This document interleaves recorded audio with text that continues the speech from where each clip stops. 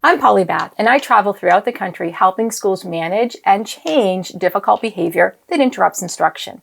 Today, I'm going to answer a question concerning paraprofessionals.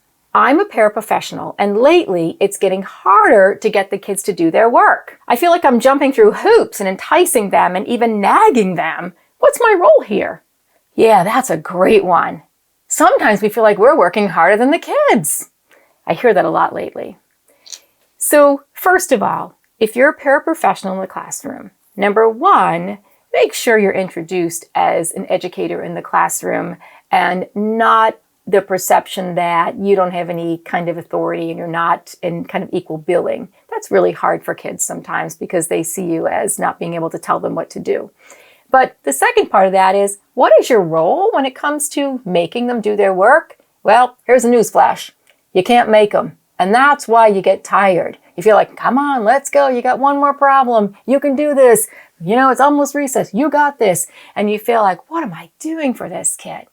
I want you to change that entirely and change your thought process. Here's what I want you to start thinking. Your job is not to make them do their work. Your job is to get a better handle on why they can't do their work independently and give them the skills that get in the way of them doing their work on their own. Totally different view of the situation. So let's say I have a hard time focusing, attending, or I have a hard time processing vocabulary. Whatever it is, whatever the skill challenge that I have, that's what I want you to address. So you come over and sit next to me and say, hey, you know what? You've got like 10 problems here. Let's put something over, shrink this down to 5. So let's only focus on these 5.